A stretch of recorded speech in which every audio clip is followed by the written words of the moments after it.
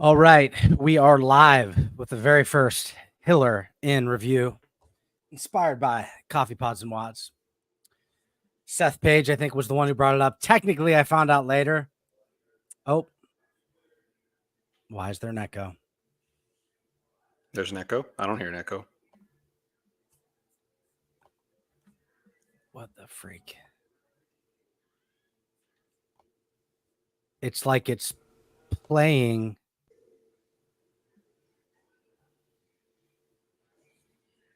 I'm hearing it play. Sorry guys, give me 2 seconds. I'm hearing it play. I think I see it. I hear it playing. I got it. I figured it out. I had it open, my own podcast open in a window somewhere. We should be good now. All right. Hey, you're freaking me out. I'm thinking I fucked something else up. No. It's not your fault. Anyway, yeah, no, they were on Coffee Pods and Wads and talking about we have to get so meta because we don't have a lot of content because CrossFit never talks about anything that somebody should be doing a Hiller in review. And then I found out after they thought I already did it, and I kind of did, and so did Seth. Actually, it was we just did responses to the James Sprague video, right? Because Hiller said he wasn't the real champ or whatever. I forget. I don't know. So yeah, we figured screw it, man. I didn't have a podcast this week. I got screwed by everybody. Dallin Pepper was supposed to be Thursday, and he's like, "Oh, I got friends coming in town." I'm like, "That's cool, dude." And then I go to Ty Jenkins, a good friend of mine, his stories. He's like, "With Dallin Pepper right now." I'm like, "What the freak, dude?" Podcast thief. Yeah. And then I was like, dick. Yeah. And then I was like, and then I messaged Hiller after Coffee Pods and Wads, and I was like, "Hey, I'm about to not have a podcast this week. Can you do a podcast?" And he's like, yeah, right now. And I was like, dang it, dude, I got to work. That's fine. Yeah, so we'll do this, though. This will be fun. Did you get a chance to watch the video yet? I did. Awesome. So it was great. Ceremonial C4. Shirt is off. Cheers. Oh, Jesus Christ. What time is it over there for you? And my wife's going to be pissed. You might be pissed in about 20 minutes. The last time I drank one of these, I did I couldn't think of a meme for 2 weeks, and I wrote 40 down. It's great. Nice. All right, let's get it, man. Let's get into the video. I've got it at 1.3 speed. Just if you want me to stop somewhere, just let me know. I think the volume should be good. Hopefully I tested it earlier. So here we go. Maybe. That thumbnail looks like she's holding poop. Wait, how did that?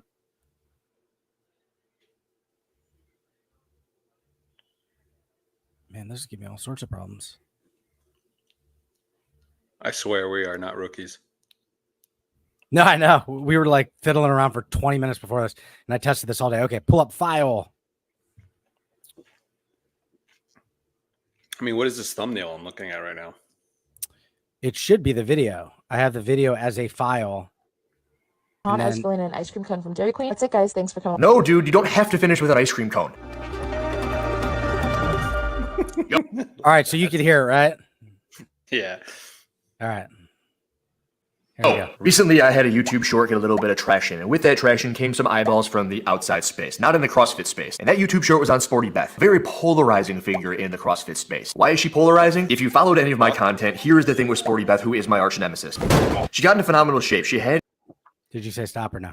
Dude, that middle photo of rewind I know. 2 seconds. Yeah, dude. That's what I was thinking. I didn't notice. Holy shit, dude. Did he get to her doing muscle ups? Yeah, dude. Dude, she was never small, bro. But she was different. I mean, she was in shape. What fucking mind fuck did she go through to I honestly, that's crazy. I know that they're nemesis or whatever, but I honestly, it's not like I dislike her. I honestly hope that she gets it together and gets healthy. I really do. So, dude, I said this to I don't know if I said this directly to Hiller once, but yeah. I commented something. I either messaged it to him or commented that, CrossFit has the cure for the world's most vexing problem. And I said something along the lines of Sporty Beth is trying to contribute to the world's most vexing problem. Yeah, dude. I mean, if you read Hiller's post, you know exactly what to eat. So, he's got it all in there for you. It's Sour Patch Kids and Chipotle. That's what I've been doing all week, dude. I feel great. You're gonna trigger me. All right, let's go.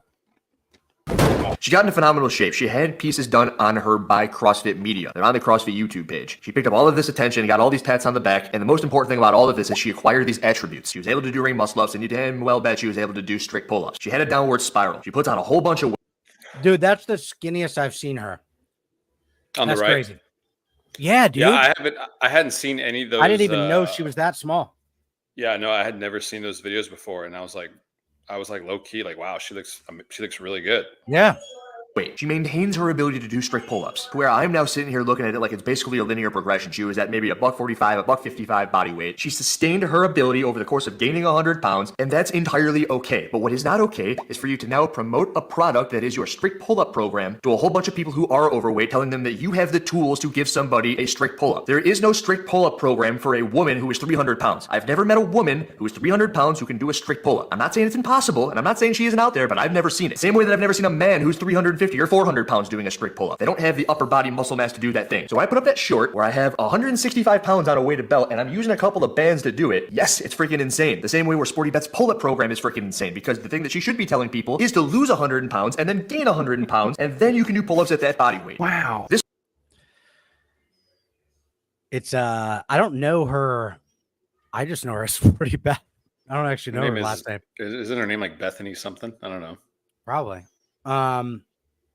Dude, so that's funny. Here's an interesting question. So I can actually relate, because when I went into CrossFit, now I wasn't like fat my whole life. So I've been skinny. I was actually fat for a brief period of time. Like I put on a ton of weight over a period of like 2 years, right? So the first day I went into CrossFit, the last time I'd weighed myself, I was 250. I'm assuming 255, maybe even more.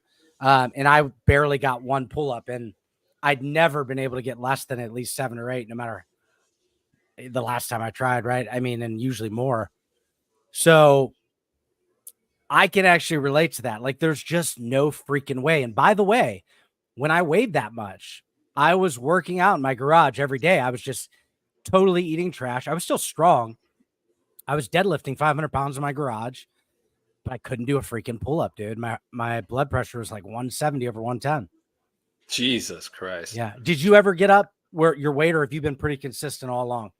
I mean, I grew up. I think I almost want to say the majority of people who are in some sort of fitness realm have that similar story of just, hey, I grew up as the fat kid, and that was me. I grew up pretty heavily overweight. You know, I was obsessed with McDonald's growing up as a kid. Wow. Yeah. And I would always I remember I was like 6 years old ordering already the fucking double quarter pounders and shit as a 6-year-old. Yeah, dude, it was nuts. And I would drink like the soda, I loved Coke, was obsessed with it. And that was the only reason why like my parents let me play contact football, because I was like 6 years old and I was already I do judge Julia when she eats Sour Patch Kids. And I was already 6 years old and I was already pushing like over 100 pounds. So that was the only reason why my parents. Dude. Yeah, it was the only reason why they let me play football. And then luckily that nipped it in the butt pretty quick. Yeah, I was 114. And it was only slightly undersized. Like I was smaller for eighth grade.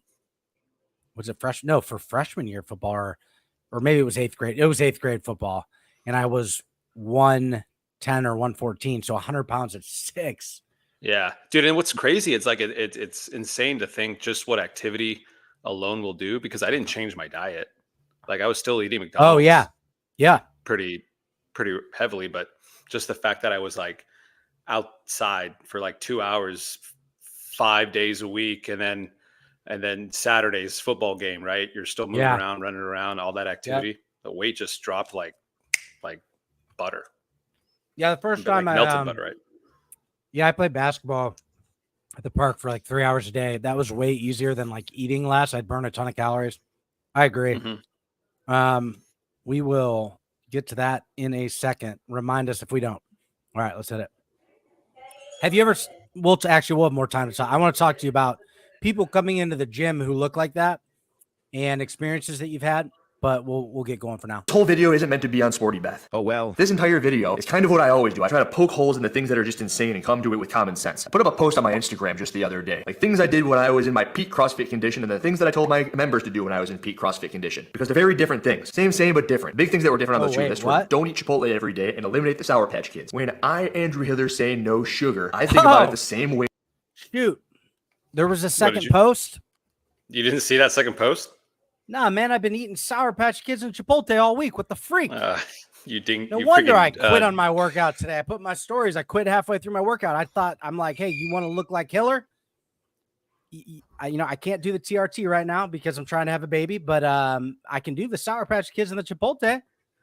Wait, why can't you do TRT when having a baby? So TRT, and I'll get into this when he gets into steroids. I was on TRT. I stopped at the beginning of this year.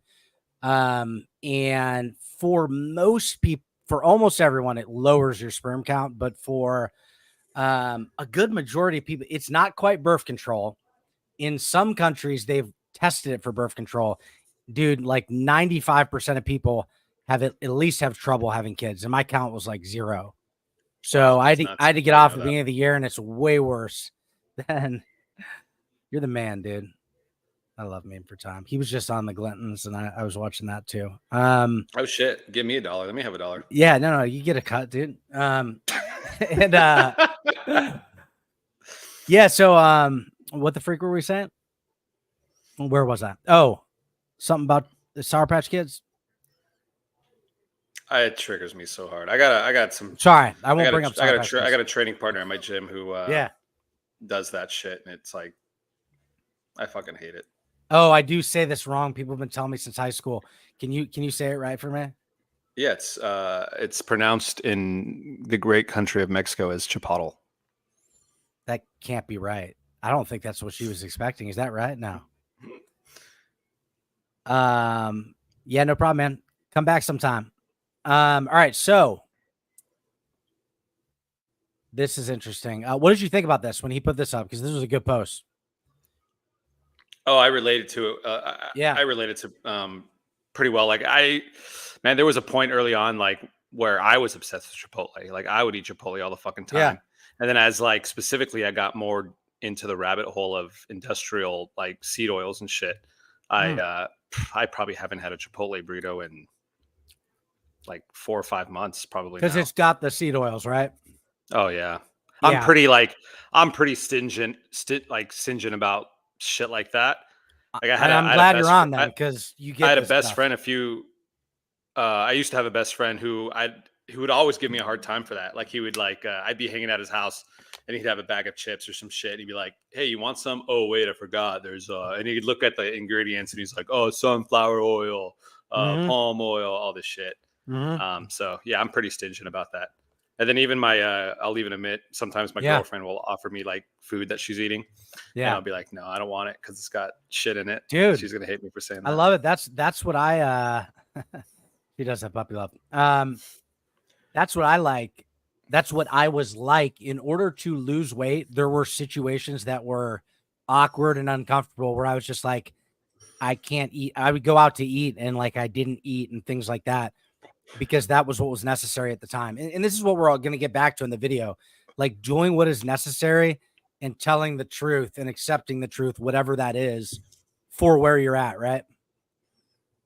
That the CrossFit Level 1 talks about it. It's like if you give an alcoholic a little bit of alcohol, well, then they're going to fully express their alcoholism. And it brings me to this thread on Daily Fitness Tips 100 posts. Greg Glassman's going through fitness in 100 words, and you see CBG Online Nutrition in there. They are a nutrition program, but the way, if you look at through all of those things, the common theme is that they don't like the idea of eliminating certain foods. They think that if you're looking at things over the long term, you're going to hinder your process when you would completely eliminate foods. And then on the other side of the spectrum, you see the CrossFit book. It's synonymous with MetFix at this point in time, who I think where I brought up alcohol just then, they bring up heroin. I mean, it's the same, but different. If you're going to take heroin, you're going to become addicted to heroin. If you have sugar, you got a predisposition to be wanting more sugar. You're now strung on. You're brought along. They don't end up finding any common ground. CBG Online, I also got the sense that they're very calorie based. Calories in, calories out. I'm very big on that as well. But on the spectrum of calories in, calories out to eliminate all sugar, I think it should kind of be a lot of both, which is going to bring me to all these clips that I'm about to show you. Because I've never met a person who eats exclusively meat and is overweight. The thing about eating exclusively meat is that there's no sugar in meat, unless you season it like a barbecue, like ribs or whatever. It's going to be very hard to overeat a bunch of vegetables. You could probably more simply overeat a bunch of fruit, but But the reoccurring food brought up by CBG Online Nutrition is Pop-Tarts. And you tell me what's going to put on more weight onto a human. 3 watermelons or 50 Pop-Tarts?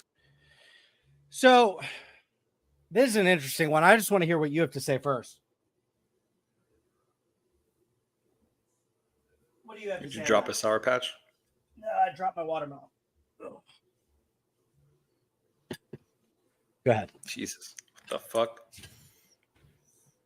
All right. So what are your thoughts though on like the whole CBG thing and whether it's for an addict, you know, like having a little bit of sugar? So, I mean, like, I think when initially I first watched this video, it reminded me, at least this part of the video reminded me of a Sam Sulek clip that popped up on Instagram. You know who Sam Sulek is? I do. Yeah. And he talks about that exact thing. Like, hey, it's as simple as calories in, calories out. If you need to be at a caloric deficit to lose weight and your diet tells you like, hey, you'll lose weight at 1,200 calories. Like you can lose weight eating 1,200 calories of like Twinkies and donuts and shit. And I remember I commented something like along the lines of like, hey, that's bullshit. It's not as simple as calories in, calories out. If it was as simple as that, we wouldn't have the obesity problem I believe we have today. I think you're right. And like the CBG like comment in terms of itself, like I get it. Yeah. I understand where they're coming from, but I disagree with it. Like, I feel like you have to eliminate certain foods. And like later on in the video, you know, Hiller alludes to that. Like, you don't need that fucking ice cream cone. Yeah. He put that as an Instagram clip. So I've got the 3 watermelons here and we're going to see if I can get through them all during the podcast. But, so here's half. We'll see how far I can get. I just figured I hadn't ate dinner yet, so I had to watch it because I had to screen record the whole thing so I could make it a file, long story. And I'm like, dude, you know what I'm having for dinner? Sour Patch Kids, Chipotle, 3 watermelons, a loaf of bread, and whatever else I got here, a head of lettuce. So anywho, let's get going on this. CBG, I think that most people, if they followed CBG, would probably do a good job. I've done stuff with them, just collabs. I've never been paid by them. I like the guy. And that kind of falls into the camp of it. If you're doing anything, like, it's going to be better than not doing something, right? And I do like the idea of, I feel like it's a preference in one sense. Like, if you're eating clean, you can eat, I don't want to say more, but Hiller will allude to it. Like, you can't eat, like, I think I heard Savant say you can't eat like 4 steaks. You know what I mean? You're going to get full, right? And you see what these people are eating, and there's no way they're getting full from that. They've got to be miserable.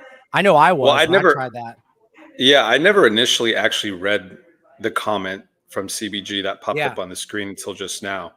And I like this comment alone would make me tell people to not work with CBG nutrition. Yeah. So, like, what's the mechanism, or of action or damaged caused for someone who eats the same calories in potatoes as they do a Pop-Tart? Like, I think that's just. Oh, okay. Like Trisha's comment right here just kind of. Yeah. Let me put it. There you go. Answers that. She says, I mean, you can. The problem is that you are getting 0 nutrients. There's fucking nothing. You telling your clients it's okay caloric wise to eat, like, there's no difference. Yeah. It's like, I think what it comes down to is that you would lose weight no matter what. I just find a hard time believing that you would be as strong, have as much energy, and all those things ultimately result in weight loss, result in being in better shape, and result in health. So some of this is a difference between weight loss and health. But if you're eating Pop-Tarts and that's your calories, and you take mostly Pop-Tarts, then you have some scoops of protein to make sure you get your protein, there's just no way you're going to feel right enough to be able to be fit and healthy. Dude, saying like you can lose weight eating only Pop-Tarts is no different than saying, hey, you can lose weight by taking a bunch of X-Lax. Yeah, that's a good point. I didn't like you're gonna lose weight, but you're gonna be fucking killing yourself in the process. So do you think that their whole thing is no macros? Absolutely. Yeah, but they don't coach people. But here's the thing: they don't coach people to. I don't think they coach people to eat Pop-Tarts. This may be part of the whole no macros things. I think that they allow some like cheat meals within there, but if you look at what Sprague's eating and what Danielle Brandon's eating, they're not eating Pop-Tarts, dude. Like, so I don't know if it's like an upfront marketing thing versus what we're really going to get into or not. But I would agree with you that I think the tried and proven route is to up your protein and not eat freaking Pop-Tarts and processed crap as much as possible, right? Yeah. But what about the fruit Pop-Tarts? I don't know much about those. I know there's like healthy. There's still she's got to be fucking with you.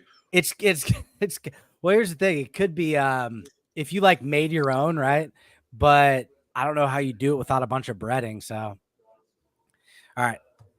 Because I don't think that I know a person that's going to be able to eat 3 watermelons, but I damn well bet you that there are people out there who can consume way too many Pop-Tarts. It's the palatability of the food. It's how easy they are to suck down. And I don't know why, but I don't believe in coincidences, as you well know. And after I saw this comment section, I had an ungodly amount of Instagram reels sent my way where there are people who are eating in caloric deficits, which is kind of what I understand CBG Online Nutrition promoting, but they're doing it essentially through all fast food. And then I'm just thinking, why? Because if you want to go down the psychiatric route, which is what it seems like CBG Online Nutrition is doing, withholding things from somebody is going to ruin their long-term progress. It's better to have a little bit sometime so that you maintain it forever. I get what you're saying, but this is going to end up being the end result because they're in a caloric deficit, but they're always going to be starving. They are massive humans. And as a massive human, wouldn't you want to fill that thing in your stomach? The stomach, fill the stomach, the thing in your stomach, in your tummy, I in your didn't belly, mean to in your bring that midsection, one the thing up. in here, you want to fill it with stuff. 3 watermelons is way more filling than 20 to 50 Pop-Tarts. But by the time you've had that, the calories are also lower. Andrew, 3 watermelons isn't some fruit like fitness in 100 words. It doesn't matter. Fine, I don't care. I have 10,000 heads of iceberg lettuce. You're going to see what I mean after I play just a couple of these videos. Let's do it. That I eat in a day. He seems so much more hyper and. Dude, this chick, what's funny is when I first watched this, is that chick used to, like, before I ever even watched this video, like, would pop up on my algorithm all the time. All the time. And I would just, like, I'd have to, yeah. She would pop up on my Instagram all the time. And I'd have to constantly bite my tongue, figuratively speaking, to, like, just comment shit. So it has, like, I think my girlfriend always gives me a hard time. She always gives me a hard time because I constantly will comment on shit that I really shouldn't comment on. But 1, I like to stir things up, and 2, it's like, dude, sometimes there's so much stupid shit out there that you just have to. Someone has to kind of say. I feel like someone has to say something sometimes. I feel like I'm definitely everywhere. Like, I start off like, maybe I shouldn't. Then I'll say one thing, and then it's just over. And plus, that's like, dude, well, we'll just get in here. Show. I'll tell you one thing. We'll have time for that. As a 26-year-old on a calorie deficit. I went and visited my parents. I know I'm on a calorie deficit, so my mom made me half a bagel, eggs, and beans. First thing that I wouldn't do there is I would definitely not be eating the freaking bagel. Include an extra egg, maybe put some hot sauce on there, get rid of the beans too. Throw on some bacon, eggs and bacon. I never had eggs and beans on a bagel, but it was pretty good. Okay, after that, I was running errands, so I decided for lunch to go to Cane's. You decided for lunch to go to Cane's. This is fast food stop number 1. I am of the opinion that it's better to eat something as opposed to nothing. But if you saw in that post earlier, it's like burgers are very good without the bun. Let's see what she does at Cane's. Their 3-piece combo, but I decided to change the tenders for naked tenders. You decided to change the tenders for naked tenders, but you put it in this freaking bread, this bread loaf thing. You might as well just have the freaking tenders with the freaking breading on. Everybody's been telling me that they taste pretty good, so I'm gonna give them a try. I honestly really like making my bread into a sandwich and putting the chicken in there with some Louisiana hot sauce. You took all of the breading off. You didn't have them fried, but you're gonna dump cane sauce on it, which is basically mayonnaise. Okay, so this is an important question or thing here because I knew this would come up, and I like it because I went through this in my head. Like, what do I think about all this? Couple things. First off, if you guys haven't watched the video, by the way, even if it's only a few views, I don't want to steal views from anyone. Do me a favor, either watch it afterwards or even better, pull it up in the background and put it on mute and make sure it plays all the way through. I don't want to do a review of someone's video and then even if it's just 10 views or whatever, take it from them. Okay. So for what Kenneth said, here's the thing. Okay. We're going to see, we'll get to this in a second, but what we're going to see is he starts giving people props. He's using these people as examples, and I don't really think he comes across as that mean. For me, I prefer. Well, it's not even that, but Kenneth makes the presupposition that they know, or he believes that they know they're not eating healthy. I would argue they don't. They don't know. I would agree. Because just look at all the fitness influencers out there. They all say the same shit Sam Sulek says. It's all about calories in, calories out. So, and then if you watch this chick's like Instagram shorts or clips or whatever that pop up, like that's all it is. At the end of the video, she simply just gives you her calorie count. Yep. You don't see her protein count. You don't see her carbohydrate count, fat count, none of that. It's if just you about kept calories. track of the protein, you could like do protein and calories, and your diet would automatically be better. But my question is why? Like, it's harder to do that. It's so hard to Sorry, I'm laughing at Daniel I Garrity's saw comment it. because Yeah, because I won't lie, I haven't used presupposition ever until I started fucking watching Savant's podcast. that's so funny. So Daniel got me with that one. But the thing is, it's like, dude, when I would eat fast food and stuff, I remember I've gone through a few phases, but when I had to be very strict, there's different phases. What I would say for somebody like her, from personal experience and people that I know who've lost a lot of weight, I had to be strict. If I wasn't, or if I messed up, or if I had a cheat day, it'd be a cheat week, it'd be a cheat month. And there were a lot of diets that ended before the one that started. In fact, the way I went from like 220 to 255 pounds was me saying every week or every night, one last hurrah. I'm going to have a good meal and a crazy day because tomorrow I'm starting my diet. I did that for like 6 months. So addictive, dude. Mm-hmm. Yeah. I mean, it's like, and what's crazy is Hiller says this later on in the video, but dude, that chick looks the fucking same if you scroll back like 130 weeks. It's like she looks. Yeah, exactly dude. What the freak, dude? I don't get that. Is she not moving or something? Because your calories will obviously be different if you're not moving at all. I guess, but it's like, dude, I'm a firm believer in like, dude, the quality of your calories truly do But count. she Like, still there's has like, to there's lose fucking weight. like, there's fucking shit on the internet. You can just like research yourself in terms of like what these industrial seed oils do to your like body and what it tells your fucking we're fat cells just to now do, getting away and from that, like from the Savant like podcast and all that stuff, and even Taylor Self, who I don't listen to as much, but actually hearing him talk about it, and Savant and a few other people, we're just now starting to like shop around the outside of the aisles and stuff. So we're like transitioning. Yeah. So we'll see what happens. dude, that shit, like it matters, man. The type of foods you eat, I believe truly it. matter. Yeah, I just don't trust the government. I mean, they said that they put bread on the freaking food pyramid as like, so I don't trust the word they say. So now it's like, I'm way more likely to just go with the tried and proven method, which is what people have eaten for years and years and years, right? Stuff that you get naturally. Yes, there are. And I'll say one thing about this is that, one, it's somewhat of a prop. And then two, I've always done best personally at 80-20. Meaning eating steak, eating eggs, my favorite food, but I've never been 100%. Although that's the direction that me and my wife have talked about taking. I've always been 80-20 rule myself.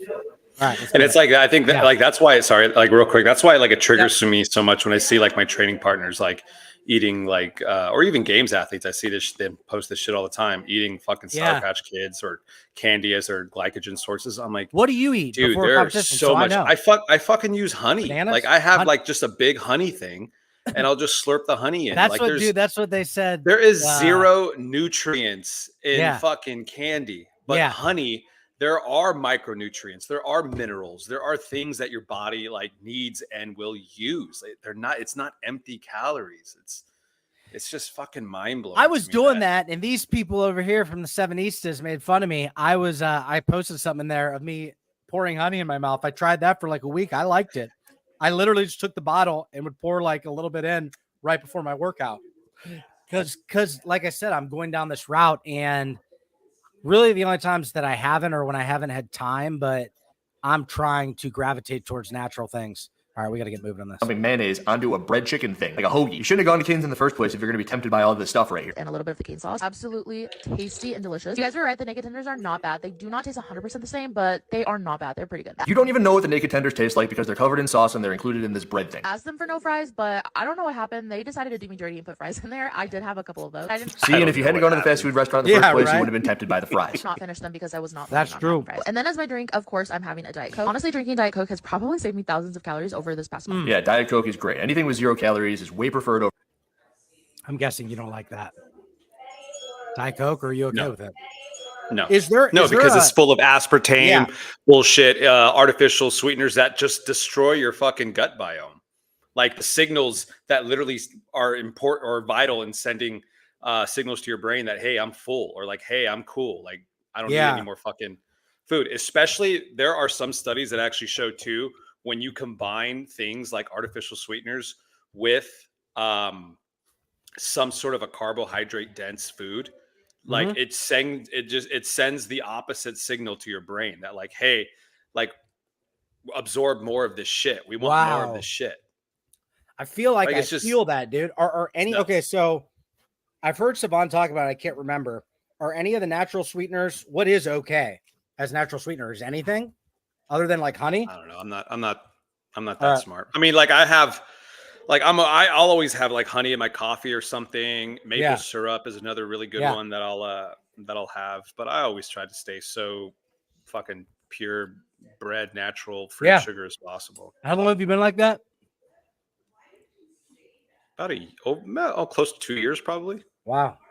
Nice. Okay, let's get it. For anything with calories. Like, why would you have a Coke when you could have a Diet Coke? But also, why wouldn't you have water if you're trying to eat as few calories and be as healthy as possible? I don't really know. But like CBG Online Nutrition would say, if you're going for the long-term play, yeah, sure, throw in a freaking Diet Coke. I see we're at Subway. I really did not feel like cooking today. I already know I'm going to hear it, but for dinner, we're having Subway. Do you see the amount of oil on that sandwich right there? It's a 6-inch sandwich. Remember I was talking earlier about the volume of food. You want to fill your stomach. Like this 6-inch sandwich covered in oil and whatever else you got on there. And it's bread. Like stop eating the bread. You could have gotten like 4 of those things and you could have eaten all the crap out of the middle of it and thrown all the bread away and you would have been way better off. The ultimate BMT, and then I added cucumber and mustard. The sandwich is literally so delicious. I'm obsessed. Thanks for coming along, you guys. I actually did the calorie breakdown on this. I put them into my fitness pal and she's about 300 short. I know that you can probably click on different things in there, but if you look at all that, including the sauce, the accidental fries, like there's no way that it was actually 1,500 calories, which for the record is fantastic, but I don't think she's going to make it very long doing this. I did my due diligence on this character in particular. I went on their Instagram about 150 or so weeks ago. They were still this exact same weight. I eat in a day as a 26-year-old on a calorie deficit. So today I decided to go to First Watch. You guys know how obsessed I am with this place. Got the lavender purple. I love this, man. This is lavender, good. and it has some This is a great lemonade. video. It's just absolutely delicious. All right, so she's at First Watch. She did really good with the Diet Coke. I prefer water, but you see this lemonade purple haze thing, and it's like it's a pretty drink, but it's also not a calorie-free drink. You should have not had that. It's just basically sugar you're having for no reason. So I ordered the Triathlete. This only has 510 calories. So next time I think I'm going to substitute the mushrooms for bacon, even though that's going to change the calories a little bit. So she's right. The mushrooms are going to be a less calorie-dense food than the bacon. You know that the other day I said she should have bacon, but it's basically a palatability thing. If you have eggs and bacon, it's easier than eggs and whatever. And she's still eating bread. She has bread at every single meal. It's wasted calories when you're just eating bread when you're trying to be on a calorie deficit. You don't need to have the bread. Whole wheat toast was...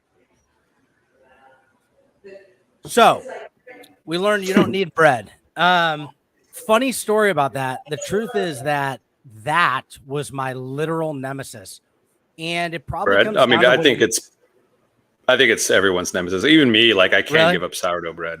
Yeah, it's so good.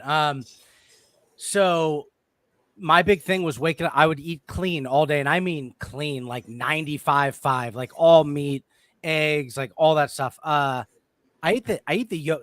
I actually meant to ask you this if you knew all this stuff. What do we think about dairy? What do people think about dairy? I eat the yogurt with no sugar, like the high protein, no sugar. It's like natural type crap. I don't know. Is it bad? So like, let me give you an example of like Okay. a post-workout like meal / snack I'll do sometimes. Yep. And what I'll usually do is I'll take like 2, maybe even 3 bananas, depending on the size of them, throw them into a bowl, kind of chop them up a little bit. And then I'll do a full serving of just Greek yogurt, like no artificial shit, just like the pure fucking Greek yogurt. And one serving is roughly like 170 grams or something like that. And that's got like, depending on what you get, I usually get like the 5%, because I can get away with a little bit more fats. So that usually will come out. I get the like 2%. Yeah. 4 to 8 grams of fat. Carbohydrates, I don't remember off the top of my head, maybe 20, maybe less than that, 16, something like that. But the protein is like nearly 20 grams right there. And then, so what I'll do after that is, because of my activity level, I trained like twice a day primarily. So I'll add a little bit of honey on top, about a tablespoon. Nice. That's what I do. And then the big kicker, because I've been reading up a lot more about it, is I'll add all natural, just ground cinnamon on top. Because apparently there's something about cinnamon that will blunt your blood sugar. I used to do that. Yeah. So like it won't. I stopped doing it. Like, I don't know what the reason or the mechanism is behind it, but apparently ground cinnamon will blunt your like sugar spike when you're eating something like that. So I'll throw that in there. And then plus it's just even fucking delicious, like with that combination. Yeah. My favorite. So I've been doing that with my coffees now. So like I'll have like raw milk, a little bit of honey, and then I'll put in a little bit of cinnamon in my coffee and I'll have that. It's amazing. That's awesome, dude. I used to do a lot of cinnamon as well, and yeah, same thing with the yogurt. It's the plain stuff, no sugar, and I was totally clean. Like my big thing that would kill me, and I was staying stuck for a while, was I'd wake up in the middle of the night, starved while eating clean, and I think one of the reasons is I really like kicked it into high gear really fast. I was like, I want to lose like, I think I lost like 25 pounds the first month or 30 pounds because I needed something for me mentally, just for me personally. I needed like a kickstart, right? And then after that, it caught up with me. I was waking up in the middle of the night eating entire loaves of bread, like jars of peanut butter. And I kid you not, to this day almost, I've just stopped doing it maybe the last 6 months in California. And then when we moved here 2 years ago, I have locks on all the cabinets. I have locks on the fridge, and there is a time release box that I throw the key into, and it opens up at 6 a.m. because it was the only thing that would keep me from eating at night. Yeah, it's crazy, dude. Like a short story. I have a decently overweight friend, good friend of mine, who will work out with me at the gym, and he tells me he struggles a lot because he lives with his brother, and his brother will always kind of buy the shit, right, that he shouldn't be eating, and if it's in the house, he's going to eat it. Yep. So could definitely relate to that. Yeah, and and this isn't a knock at my wife. Like my wife will follow me like with things that we do. Like if I she looks to me for leadership in a lot of ways. So if I had gone down this path, like, hey, this is what we're going to be doing for dinner and stuff, like not like telling her what to do, but we're going to be within this realm, she would have. But there was some getting used to what was in the house. I left nothing in the house when I was single. Like I would go to the store that day, every day after work, and get what I was going to eat. So having all that food in the house was new to me. But I agree, like, do what you have to do, right? It might not be the best form of self-control, but it's still self-control. If there's a button you can hit to make something easier, to remove that temptation, do it. Yeah.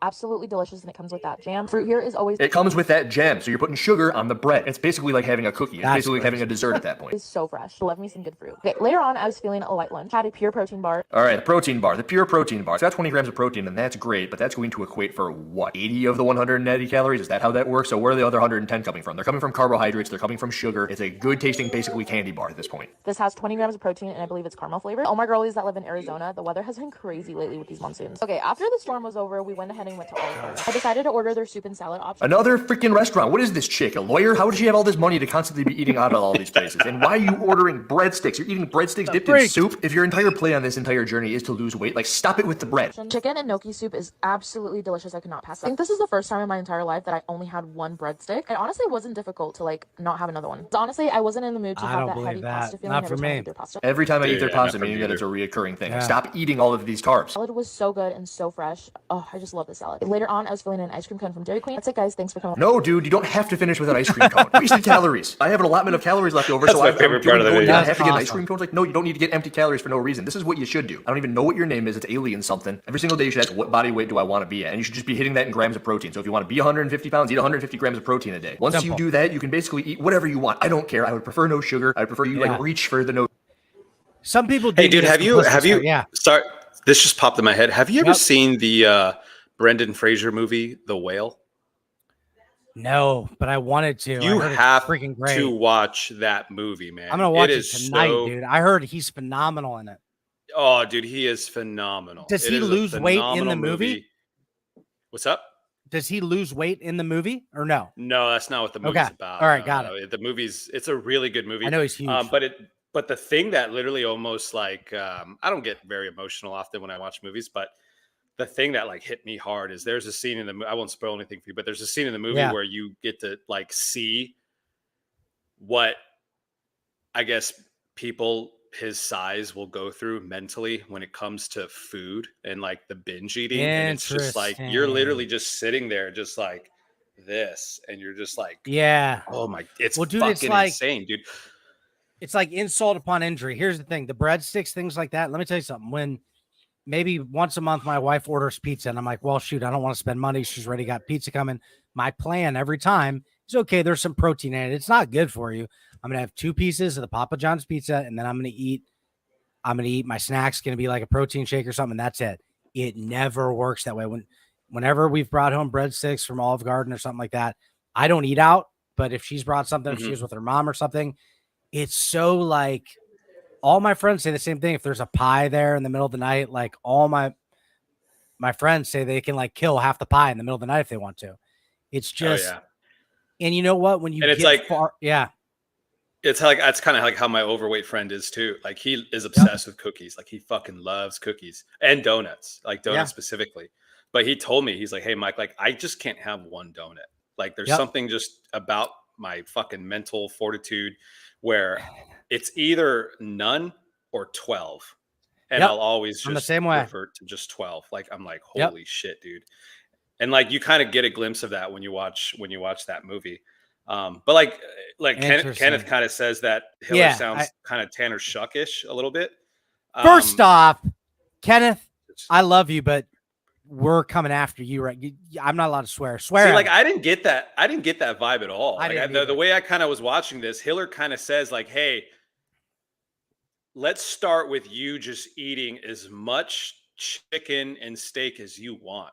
Yep. And then you can fill in the gaps afterwards. And the point he's trying to make is like, he's starting you're not going to want to fill in those gaps. You're going to be so fucking full off of like nutrient dense foods such as chicken and steak. Like you're not going to want to go get that fucking ice cream cone. You're not going to want to get that Olive Garden breadstick. And when you've done it for a month, I felt sick. Yeah, at least that's the vibe that I got from that. Yeah, I agree. When he would say shit like that. And when I did it like for a month or 2 months, I tried to go back. I didn't feel good, dude. I felt sick. And I'm not saying like some people are like, I couldn't even do it. No, I could do it. I just didn't feel as good. Like if I went back and ate something really bad after eating clean, it never sat well. But here's what I will say. No, I see a huge difference between Hiller and Tanner Shuck. And the funny thing is, obviously I'm a huge Hiller fan. I consumed his content first in the CrossFit space before anybody else. So I've seen every video. I've been watching for years. But I disagree with him. I might even disagree with 10% of what he says. I don't know. And sometimes I disagree with his approach. I don't know if I'd phrase things the way he does.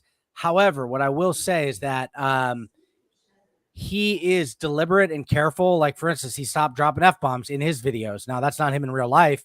I don't remember why. I remember him saying something about it. But, like, he has a standard of professionalism that Tanner Shuck does not have. Like the stuff that dude says, it's like, I can't believe people train with him, dude. He sounds like a 12-year-old. Let me see. What does he say here? Hey, I won't lie. My mom used to tell me that shit all the time when I was a kid. Yeah. Like I would be, because I was a fat kid. Probably right. And yeah. And I remember a very specific time. I think it was either my birthday or something, but my parents wouldn't let me have my birthday cake because I was overweight and I needed to lose weight. And I would like cry as like a 7-year-old saying, I'm hungry. And she would say, well, have an orange. And I'd be like, I don't want an orange. And then she'd be like, well, you must not be hungry.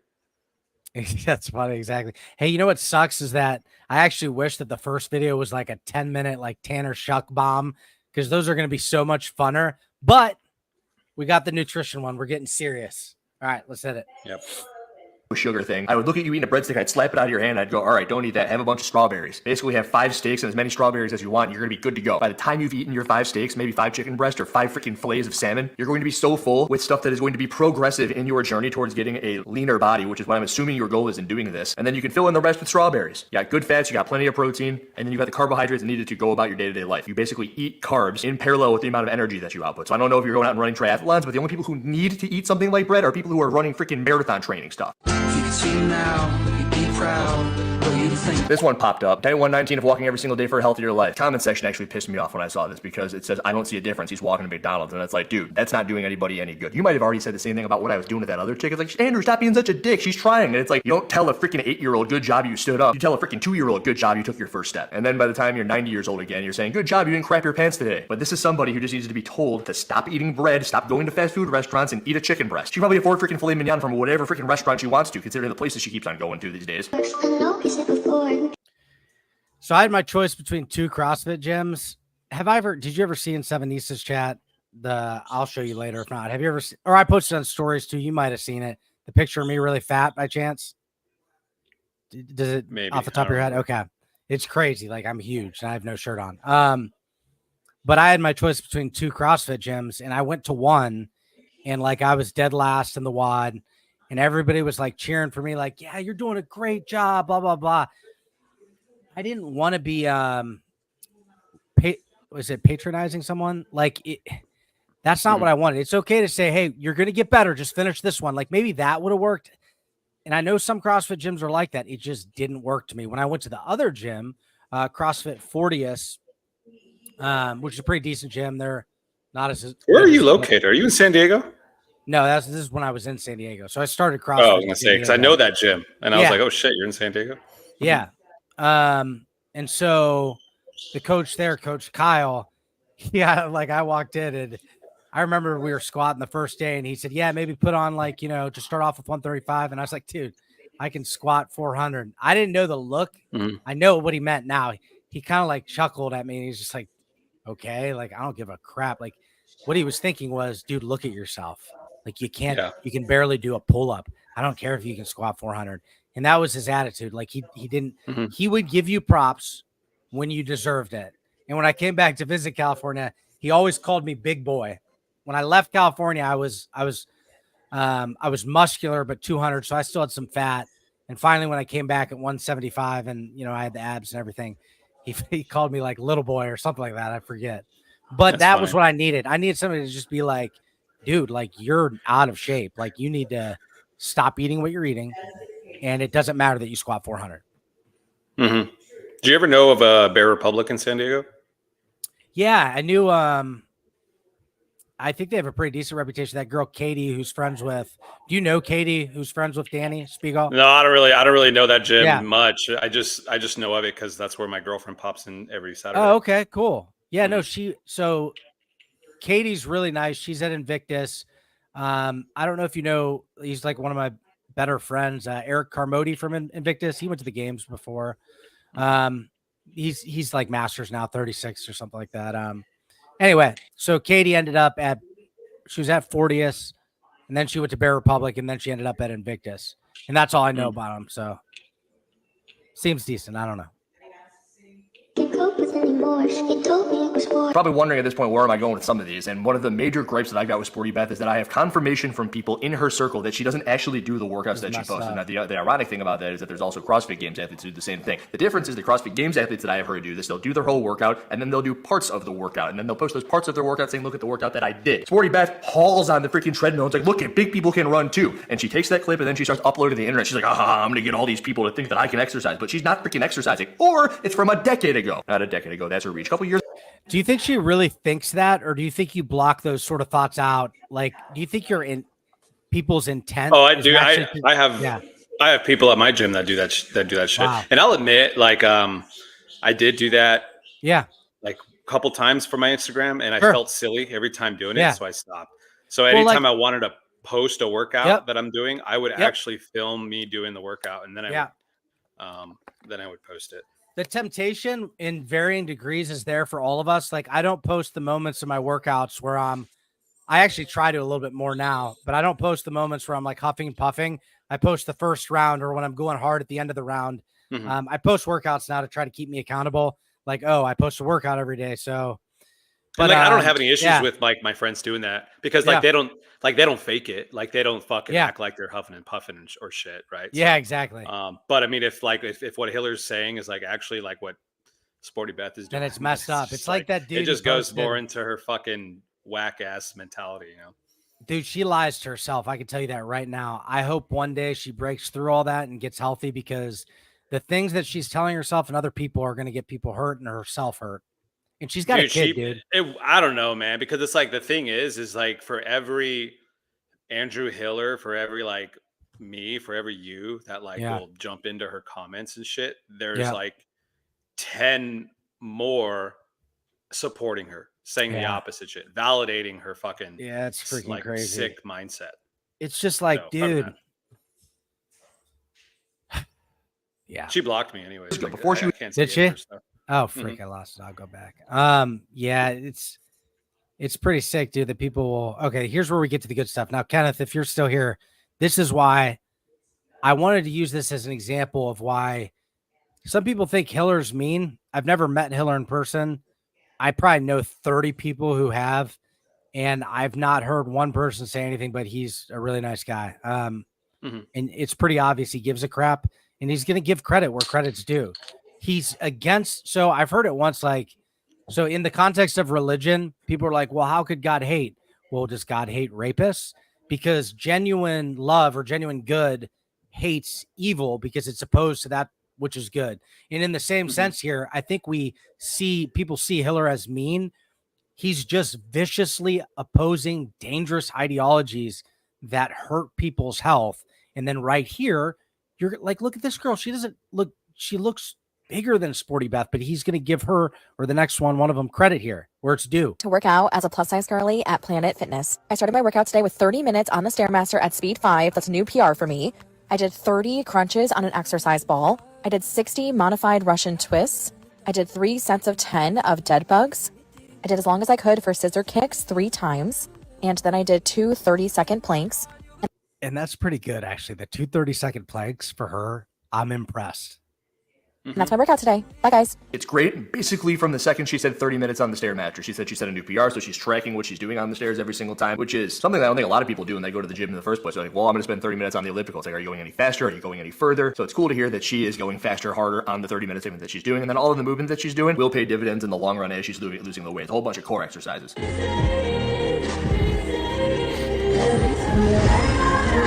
So this one's actually pretty crazy. It's a reverse transformation, and then all right, first, before we get into the hormones, yeah, huge difference in that, right? She's tracking her progress. I mean, I actually, for 2 seconds, got a little bit emotional there because I don't think it's easy to go. It might be easy for her now, and she's posted on social media, but if she's really doing what she says she's doing, she's getting after it, dude. Like, she's tracking her progress. She's going to be big for a long time, but if she sticks with that, it gets easier because you start noticing the results, you know? And now we got the hormones. She kind of cites her hormones in the comment section. For those of you who have never messed around with anabolics the way that I have, I went from being always, for the longest amount of time, 190 pounds. And the second that I introduced testosterone, 200 milligrams a week from California Hormones, I went from 190 up to 210. Basically on accident over the course of about a month and a half or two. Got freaking huge. I've dropped my dose from 200 down to 100. I've lost about 10 pounds. Well, 10 pounds from the 10 pounds I had lost previously because I started paying attention. I went from 210 to like 205 and now I'm sitting about $1.95. What I'm saying through all of this is that this chick basically accidentally gained a bunch of weight, 50, 60 pounds, but it can totally happen, especially if you don't know what to do and you're messing with your hormones. Here's what I eat in a day as a fat girly trying to lose 100 pounds. Breakfast/post gym was protein shake and supplements. So far so good, she's prioritizing protein. Then had Brazil nuts for the selenium. Morning snack was these roasted edamames. Notice how she's always putting protein. It's like protein, protein, protein, and that's good. I wouldn't have gone with the nuts. They're like 3 freaking nuts, whole bunch of calories. I would have probably done away with those. But do you know if it said that it was just it was a hormone thing? She wasn't on steroids, right? I can't remember what it said. I have no idea. You know what? It was birth control. She gained a bunch, I think. It was like birth. She had a bad reaction to birth control, messed with her hormones. I actually gained. So when I got on TRT, I was 205 pounds. I gained all that weight on TRT and I was lifting, but I was eating horrible. So I was like hungry and it was COVID and I was packing on a ton of weight. There was like some muscle underneath, but I got fat on TRT. So it's crazy. So that's just, and it kind of goes to show that that's not a magic drug. Like if you sit on the couch and you eat crap, it doesn't matter if you're on TRT or not. Like it doesn't. It may make some things easier once you get going. That's for sure. But there's no real shortcuts. Like even the dudes doing anabolics who are doing the shows and stuff, they're like working out like 4 hours a day. Like you cannot get in shape without moving. This is a crazy still of Hiller.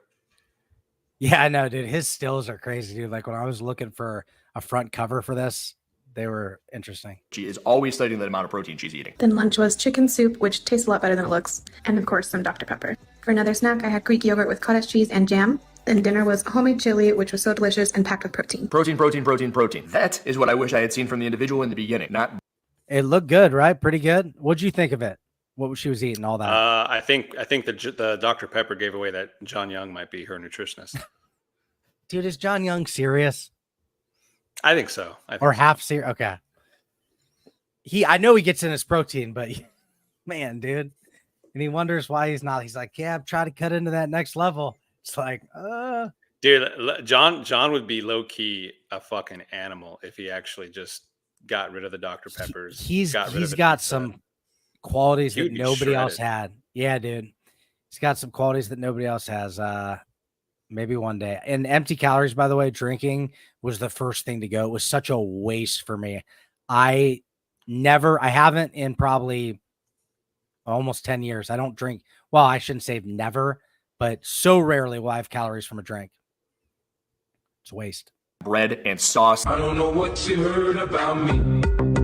Another annoying comment section where this individual is telling that she has a time frame and she's trying to fit a mile in it. It's like 15 minutes. She wants to do a mile in that amount of time. Very much like the individual on the Stairmaster. She's got a goal. She's trying to hit it. And these people in the freaking comment section are saying, the average woman, 20 to 40, runs a mile and a quarter in 15 minutes. 1 mile in 15 minutes is below average. It's like, yeah, this freaking chick isn't average. And she wasn't claiming to be. She's just trying to do something tough. Freaking idiots in the comment section. What I eat in a day as a fat person on a weight loss journey. I started out my day with my protein shake. I did put lavender cold foam on top from Starbucks. And then I had a Ultima water that I drank throughout the morning. This is the inside of a turkey pesto provolone sandwich from Starbucks. It was delicious. So far, so good. This chick is nailing it. She's having a whole bunch of protein. She's eating the middles out of Starbucks sandwiches. She started with a protein shake. What else you got? Then I had, of course, my egg white egg bites, which I eat pretty much every day. Then I had this caramel cashew Bear Bell. That's the second artificial source of protein you had. So I like the shake to start, or I like the protein bar. Generally, I don't like protein bars because they're basically glorified candy bars. Do you eat shakes or protein bars? I used to actually eat a lot of protein bars, but yeah. Once I went down the rabbit hole of seed oils, I even Quest. No, I got rid of Quest. On a rare occasion, I'll still grab Quest. Yeah, but I mean, they use like sunflower lecithin, which is like okay. What about Perfect bars? I know they're not protein bars, but what about Perfect bars? Do you know? Perfect. Oh no, those are full of like sunflower oil and shit. Are they really? Yeah. Dude, you gotta realize what peanut butter in itself is. What's peanut butter? Wait, I thought you could eat peanut butter if it's like the really natural. Dude, peanut is a seed, man. It falls in that seed. But you can eat nuts. I thought it's nuts and seeds if you don't eat it as the oil. Dude, where do you think they get the oil from? Okay, wait. What's the original CrossFit thing? Because I'm post like last month, post all that. I'm the new school. Nuts and seeds. I'm like, dude, don't get me wrong. Like, okay. There's worse alternatives, right? Yeah. But I stay away from it. Especially since what Hiller said, like those fucking 3 nuts that woman had in her hand. Yeah, I know. Like the amount of many fat calories. It's just nuts. Like it's crazy. No pun intended. No pun intended. It's nuts. It's nuts. Yeah. At this point, but you did pretty good with what you had from Starbucks, so we're going to give you that one. It was pretty good. Of course, I had to have some Chick-fil-A ice cream. You did not have to have the Chick-fil-A ice cream. You went off the rails a little bit with that second candy bar, protein bar thing, and now you did not have to have the freaking ice cream cone. You could have literally anything other than the ice cream cone. It was amazing. Then I finished off the day with 2 pieces of Tombstone pizza. That might be the biggest garbage that you could possibly put into your body if you are, like what you said you were at the beginning of this video, on a calorie deficit, trying to lose weight via that calorie deficit. Why would you fuel yourself with this garbage? It's going to make everything else more challenging. It's like taking a thing of grape jelly and throwing it into your gas tank. It's like, good luck trying to work Toyota Prius. It's like, I know you're freaking reliable. Let's see what this thing's got. You're a Prius and you're ruining it with pizza. Came out to about 1,700 calories and 117 grams of protein. Yay. And I don't care because you're going to be starving tomorrow. You could have had so much more food and you could have dropped that fat content, that 74 grams of fat that you had down to about, 30 or 40, which is probably a little low. But in general, that freaking ice cream cone screws you. You're not going to be able to keep this up long enough in order for you to lose the weight that you want to lose. This post honestly just bugged me. I went out over the profile and then there's a whole bunch of other stuff that bothers me. One of the things that I recall it bothered me the most was that they're trying to get more big people into dating shows on the internet. It's like, no, there should be more people who are trying to become healthier versions of themselves, not more people promoting people being bigger. Promoting people being fat is promoting people being unhealthy. And I'm simply just not okay with that. What I eat in a day as a 26-year-old. Good. She's back. Have you noticed that with the dating stuff? I don't pay attention to that stuff. Are they really doing that? No, I don't watch those reality shows. You'd have to ask my girlfriend. Although I will admit, she kind of got me somewhat back interested in like the fucking Golden Bachelorette and the Bachelor and all that shit. My wife couldn't stay away from that one. It's just funny to point out, I would come downstairs and be like, "You're watching trash," and I would like walk away. Yeah, but no, I can't. I don't watch like the dating shows. Like, what's the one on Netflix that everyone loves? Like Blind Love. Everybody loves each other until the end. People who don't even like that stuff, dude. But here's the thing: like, why do we celebrate? Oh, that one went dead. That's all right. Why do we celebrate the opposite of everything, like the opposite of good. Like we should celebrate people losing weight. Why are we celebrating our bodies when we've done harm? Hey, I'll give the dating thing a pass because there are dudes that are just into fat chicks. That's true. That's There's nothing wrong with that. I'll give the dating thing a pass. I had a best friend who I was just like, he could get anybody. It was his thing, man. And she's still eating at a restaurant, a fast food restaurant. So today I was traveling back to Tucson. Fortunately, I did not get free breakfast on the last day, so I just had a protein bar. And I stopped halfway in Casa Grande, and I went to Long John Silver. This is such a throwback. There's a sauce, there's fried fish, you had a fake protein bar. What else you got? Childhood. What's that? Who are the motherfuckers that keep Long John Silver's open and Arby's open? Like, I don't know anyone who's ever gone to a Long John Silver's. Dude, Long John Silver's. I used to have that when I worked at the mall when I was like 18, dude. It's so bad. Dude, who keeps those places open? And Arby's is just...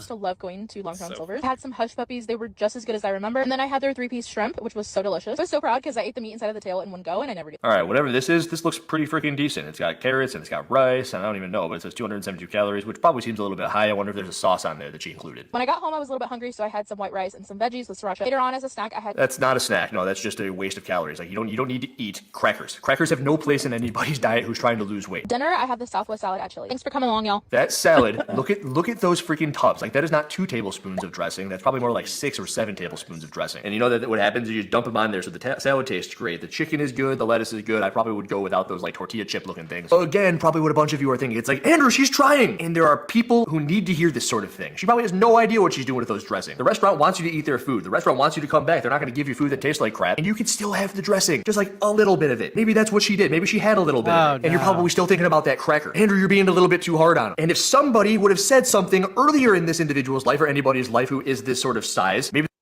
Hang on 1 second. That's wild. And I'm just getting like the heebie-jeebies because the amount of fucking just sunflower oil or canola oil in those dressings probably. Those lights were up pretty bright. I had a feeling they may die. Hey, but it's true. I wonder what this girl does for a living. Like, she's always eating out. I don't know her. You know, this is the famous influencer or something. No, I don't know who she is, but but this is the same chick that's popped up in my algorithm. And like, this is something that I'll always comment on videos on Instagram when I see it. But it's like, what is it with people on social media that like do either the ASMR eating videos or buying an eating challenge or any of that shit? What is it about them always eating in their car? Like, if you look at this chick, that's like she's eating her breakfast like in the car. Everything's in the car.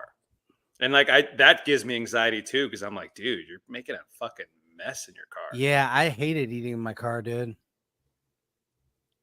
That's weird. You're right. They wouldn't have had to have done all of this stuff in the first place. In a date as a 26-year-old. Look at the size of that sandwich. This time she didn't even bother going with the unfried version, and she's still eating the bread. Okay, so you guys already know how obsessed I am with bagels and veggie cream cheese. Oh no! Any sort of cream cheese on a bagel, it's basically dessert. Again, I know it doesn't have the sugar, but it's bread, it's carbs, and it's going to just spike the crap out of your freaking blood glucose. Which, if we really want to go all the way back to what the CrossFit book was fighting with CBG Online Nutrition, it's all about playing with your blood sugar. If you're always hiking the crap out of your blood sugar, the insulin response is going to make you store a whole bunch of fat. And this is the thing that this individual is doing it first thing in the freaking morning. Of course, I had that this morning. Something I really want to emphasize on my account is honestly just trying your best. You can still have bagels and try to implement balance in your life. No, you can't, because you have a bagel every single freaking day.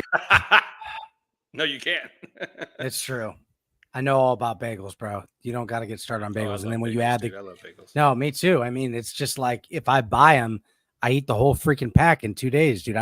It'd be one thing if I ate a half a bagel toasted. Like, that's one thing. I know certain things, like, I'm just not going to stop.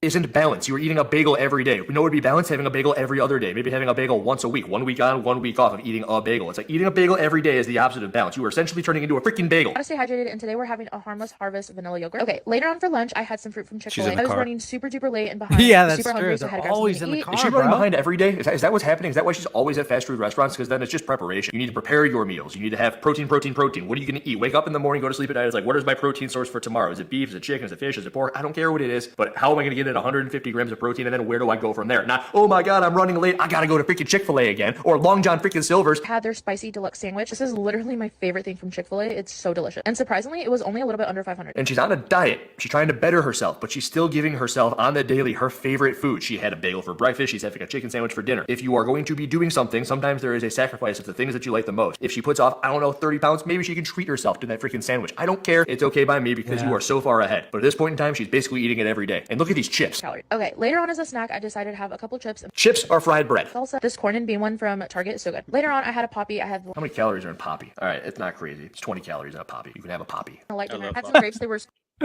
Are those the natural ones? My wife, I think there's ones my wife gets. Poppies are like the pro or prebiotic sodas. Okay. They're pretty good. I like them. They were on Shark Tank. They were on Shark Tank as like another brand or something. I forget the story, but I think like they were on Shark Tank under another brand name, and then I don't know if one of the sharks bought it, and rebranded it as Poppy, something like that. Interesting.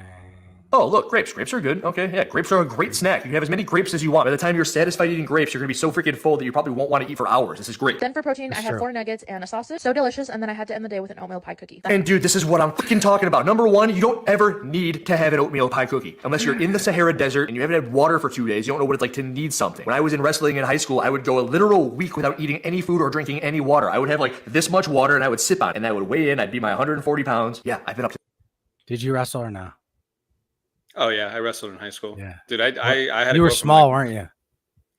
No, actually. So because of football, I was around like 180 pounds in high school. Oh wow. 190.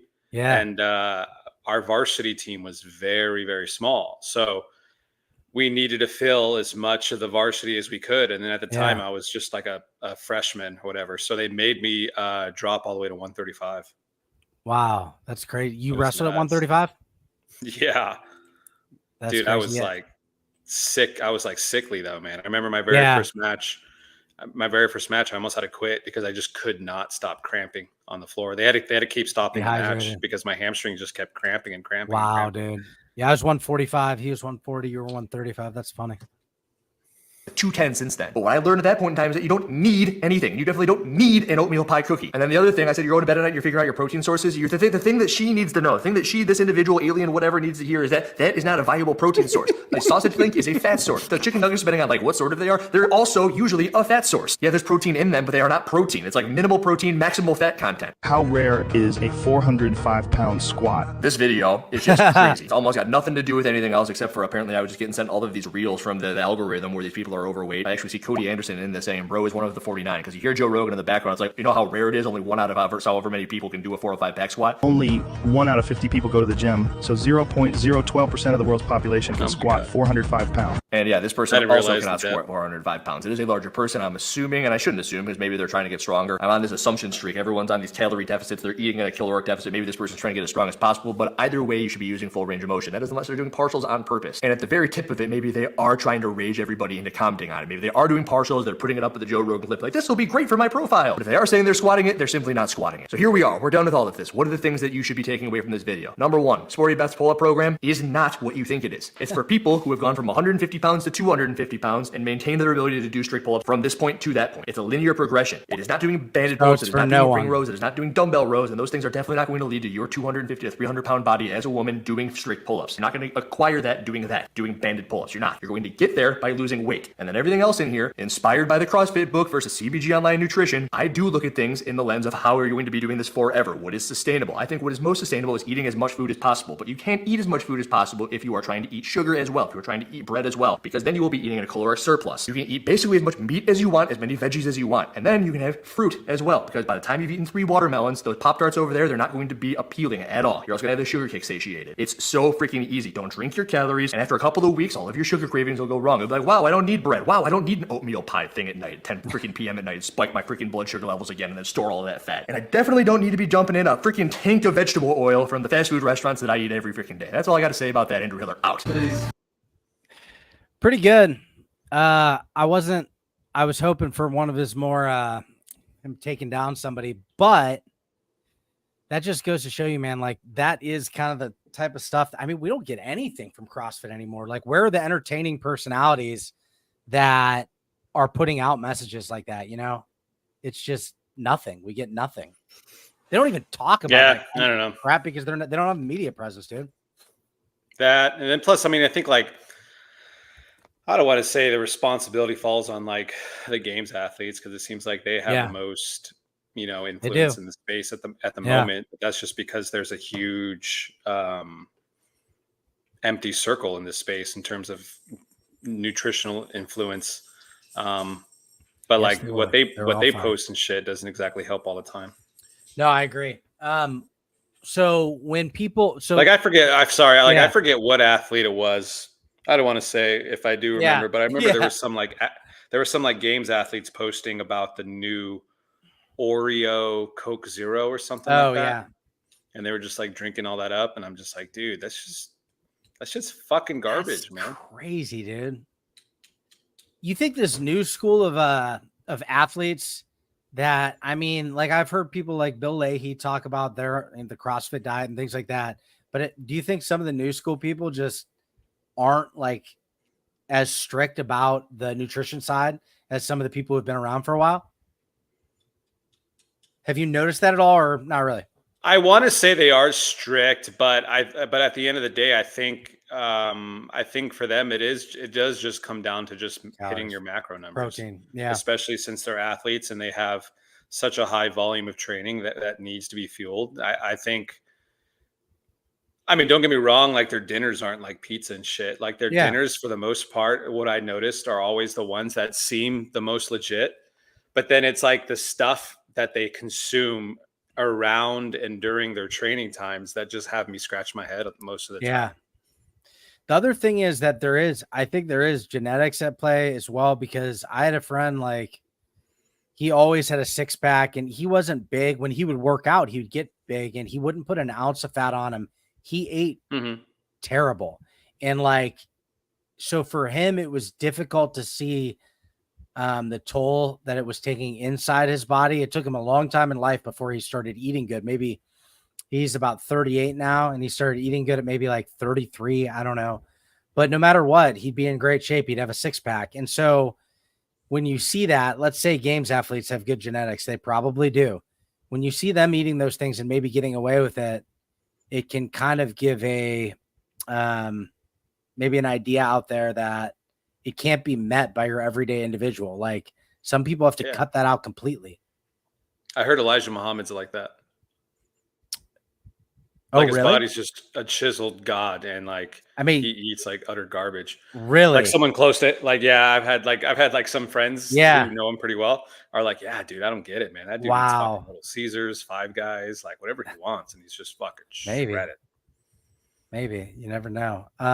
So yeah, before I get you off here though, I did want to ask about how long have you been coaching for, by the way? CrossFit specifically since 2015. And I was at Sousa's gym, was the last affiliate I coached at. Now I run a F45 studio. Yeah. So when you have people come in, have you had a lot of people come in at these type of sizes? And what do you say to these people? Like, have you seen success stories of people coming in, whether it's 300 pounds, 250 pounds, female? Oh yeah, dude. We have a woman at the affiliate I train at, CrossFit Kindred, who we have 2 women, actually, 2 very overweight women. You would say that they were obese, and they all have lost since joining the gym. They've lost over 100 pounds. Dude. It's crazy. It's awesome. Are you serious at where you're at right now, or no? Yes, dude. And like, and what's funny is I kind of see these people every day, so I don't quite, you just don't quite notice it until like recently my affiliate's Instagram posted a video either on their YouTube or their Instagram. And then like you'll see them when they first, like pictures of them when they first came into the gym, and you're like, holy shit, that's crazy. I forgot it used to look like that. Yeah. I mean, and that's so recommending clients to, how do you stop yourself from recommending your instead? Oh, that's a good question. Dude, that's a great question, because like a lot of the members at my F45, this is my second time at an F45. I used to be at another one at a different location and run that one. And the owner was just a nightmare. So I quit that one and got out of there.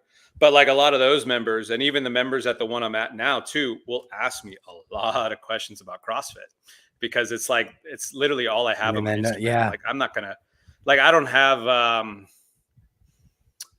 any negative feelings towards like at the concept of F45, but it's just not something that, like, I don't want to be fake, right? On my Instagram. Like, I love CrossFit. I do CrossFit. It's what I do. So I'm not going to pretend to do F45 just for the sake of like having it on my Instagram and stuff. So, so I do get a lot of people asking me about it and stuff. And the thing that always kind of makes me laugh in the back of my head is they always will ask me like, hey man, like F45 is here. Like, is CrossFit like the next level? Like, is that just for the elites? Like when you get really good here at F45, do they then just go to CrossFit? That's so funny. That, like, I get that question a lot. And wow, it's funny that's because it just makes me think like, holy shit, that old school kind of pukey mentality still kind of lingers in the world in terms of the world's perspective of CrossFit. So I kind of thought that was cool. And anytime I get that question, because I thought that old idea of like, hey, pukey kind of died. So it's kind of cool to hear that people still think that CrossFit is like the elite, forging elite fitness that it used to be. It is, dude. No, then I tell them, I'm like, yeah, go ahead.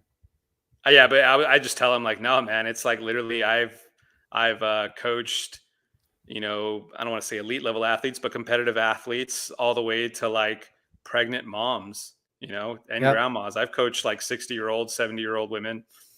It's for everyone. If you get the right coach, you get at the right gym, like anybody could do CrossFit. You're going to get better at it. Dude, I've been doing CrossFit since, it's been almost 4 years now. And I didn't get toes to bar till last summer. I learned everything last year, like toes. I didn't even know how to do my feet on the rope. I did CrossFit. I just scaled and I never put in extra time to actually learn how to do things. And I was strong. Those were my two things. How long have you been doing it for? It's almost 4 years now. And last year was when I just learned all the movements. And so I was super excited, like going into the open. And I realize now, like I would test out at like 90th percentile when I would do open workouts, but I was picking and choosing a little bit. So like when my weaknesses would come up, I'd get screwed. And then it was pretty poetic that I literally missed quarterfinals. I hurt my calf pretty bad, got tore up and then on 24.2, like my first attempt, I tried to do one-legged double unders, which was really hard for me. I guess some people can do them. Was that the row deadlift double under? Yeah, I was so screwed for that one. So I got humbled. I think I was like 74% out. But the point is, here's the thing. I couldn't even do the workouts in the open before that year. Do I think I was better than that? Yeah, and I'm still pretty butthurt about it. Like I felt like all year, like I'm gonna hit 90th percentile. Like, and then after that's a big accomplishment. I still want to do it. I don't care if I'm 41 when I do it. My shoulder's jacked right now. I just got PRP on it, and I just got a notification on the phone that CA peptides showed up for my lab rat's going to do some BPC. So we'll see what happens. I was going to say, don't tell people you take that. I'm not telling anybody that my rat takes that. For the open. Yeah, I know, right? All right. It's funny. Well, this is I remember that. I rember my first. Yeah, sorry. I remember my first. I want to hear it. Where like I didn't. Where like I didn't know how to do like I don't know how to do butterfly pull-ups or anything like that. Yep. So doing like the kipping pull-ups and shit in the open. But yeah, then I remember my first time I didn't even know how to do the kipping pull-ups. And I remember the first time I hit that top like 1 percentile. I was like, that's fuck, sick, dude. Like there was one point. How long did it take you to get good? Were you bad for a year, or did you pick things up pretty quick? Yeah, I was bad. Like my first 2 opens, I was. Yeah, but your bad is going to be different. Say top 3,000, like top 3,000 in the world. Like my first few opens. That's not. And then, bad. So you. I mean, that was my worst. And then, like the best, I think, open finishes I've ever had. Like I finished, I want to say, like top 800 in the world or something like that. Yeah, that's sick. Yeah, that's pretty sick when you think about all the people that do it. And by the way, what people don't factor in is that not everybody does the open. The better people do the open, right? Yeah. So. And what's funny too is now I actually do worse in the open comparatively to back then because of the difference in programming. Like the open is so simplistic now where it actually kind of hurts me a little bit. Yep. Versus how it was in the previous year. Yep. So it's not until like really the quarterfinal stuff that I kind of dude, excel. when I look back, I loved going back and trying open workouts for the first time. Like this is what I did all summer. And the further I would go back, I'd be like, what in the world is this? I remember a wall walk one where you had to do like 15, 18, 21 or some crazy freaking crap. Oh, dude, that was nothing, man. That was when they got easy. You know what? Which one? Just about this one. I hated this one. So many freaking burpee. I tried this one, and it was brutal. It was the burpee box jump overs and the snatches where you went all the way up to 60 snatches. Do you remember that? 50 pounds. Oh yeah, that was 2015, 2014. Yeah, it wasn't. Like it might have been even later. It was, or it was 2013, I think. It was the first year they introduced the dumbbell into the open. So it was 15 burpee box jump overs in the middle of every round. Yeah, those always stayed the same. 10, 20, 30, 40, 50, 60. And that was a pukey one. Dude, when I remember doing that, and like as I got up there to into the round of 40 and like realized in my head that I'd only done this amount and that I still had the 50, the 60, I was like, never felt a and then what's even crazier is like you even go further back in the open where like sometimes like as a coach, it was very hard for me to sometimes sell the open workout to the class because it'd be like let me shoot an example would be like back in 2015, I want to say maybe even earlier, like there would be one of those open workouts where like you would have to complete, I think it was like overhead squats and chest to bar pull-ups. And if you did 2 rounds within a certain time window, you had to stop. And then when the next time window hits, you went again and went again. Basically for like the elites, like it's a longer workout. But for like the class person, their workout is done in like 2 minutes, 3 minutes, right? It was like 23.3, I think was the same way. One of the recent ones where you did the snatches at 135, you ended up going to strict handstands. I don't know, but yeah, no, those ones are interesting. That was a good example of one. Yeah. I liked, what did you think about 23.1? Just knowing that everybody could do it, but since it was a chipper ending with ring muscle ups and then going back around, it's still, I feel like, allowed for separation. So you went the 60, 50, 40, 30, 20, 10. Or wait. Yeah, that was 20. A repeat. Yeah, that's right. That was 2014. What did you think about that one? You like that one?